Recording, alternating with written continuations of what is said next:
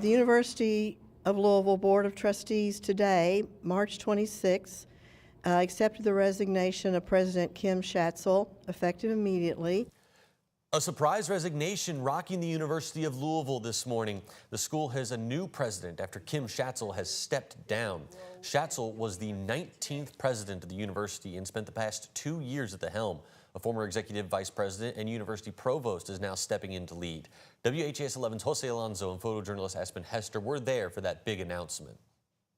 Another switch in presidency for the University of Louisville. For just over 2 years, Kim Schatzel held the position before resigning on Wednesday. The chair of the board announced she will be replaced with University Provost T. Jerry Bradley. The goals of Dr. Schatzel changed, our goals changed, and we were very fortunate to have the ability to name Dr. Bradley, who had already been here, so we wouldn't lose any momentum. The provost, now named the 20th president of U of L, took the opportunity to introduce himself. I was born in Ireland, and like many of our students, I'm a first-generation student. Kim Schatzel was not present during the meeting, but before the official announcement of her resignation, we caught up with students and asked them what her presence was like on campus. Well, I'd obviously like to see a lot more interaction with the students and things like that, because I really don't know anything about Kim Schatzel at all.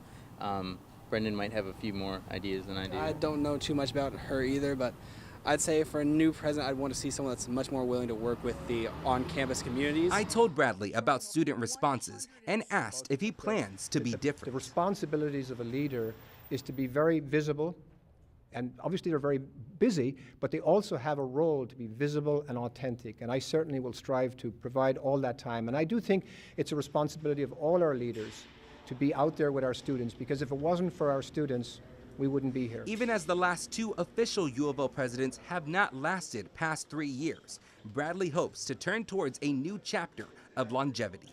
Jose Alonso, WHAS11 on your side. The new president, Jerry Bradley, has been with the university for nearly a decade. He has hired 8 deans and launched several new academic programs during his tenure. Today, Louisville Metro Corrections Chief Jerry Collins is set to speak about the arrest in the death of LMDC officer Michael Wetta. That's set to happen around 1 o'clock this afternoon. We will bring you those updates online and on WHAS 11 News at 4. Now, we do know that one suspect, 35-year-old Christy Brumley, is in jail right now on a $250,000 bond. Brumley faced a judge yesterday. She's charged with murder and tampering with physical evidence. However, police say she is not the killer. Records show Brumley brought Wetta to the location of the shooting, was there when he was shot, and then left the scene taking his car and his phone. In court, the prosecution wanted to up her bond, but a public defender argued against it. Judge, I'll note that she's charged in complicity with this offense, and the citation doesn't indicate that she's the one who shot the victim. Due to that, I understand that there is a failure to appear risk. However, she's indigent. She's indicated to this court that she does not have savings. As a result, I think the $250,000 bond plus the HIP component is more than is necessary to ensure her compliance with court orders. The judge chose to uphold the bond at the given $250,000. Brumley is due back in court April 3rd at 9 a.m. Well, there's a new development in the Crystal Rogers case. A judge has approved new DNA testing for hair that was found in the missing Bardstown mother's car. According to the court documents, KSP found those hairs in 2016, but they did not test them, saying the testing would destroy those hairs. At the time, a judge did not allow the hairs to be tested either. However, Judge Charles Sims has now decided that they will be tested for the purpose of obtaining a DNA profile. The car was initially towed away as evidence, but was eventually released back to the family. 3 men have been charged in the Bardstown mother's disappearance: her former boyfriend, Brooks Houck, and the father and son duo, Steve and Joseph Lawson.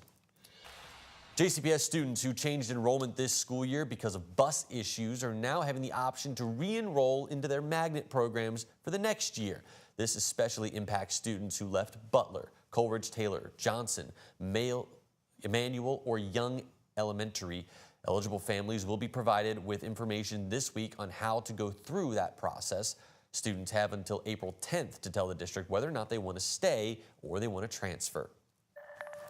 Mayor Craig Greenberg will join officials from the Louisville Downtown Partnership today to give the annual State of the Downtown address.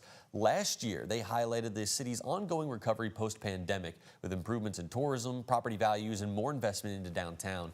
Today, they could provide some more details about projects aimed at enhancing foot traffic and accessibility in the city, and other revitalization projects like the reimagining of the Belvedere and the Louisville Gardens. Today's announcement is set for 11:30 at the Louisville Marriott in downtown.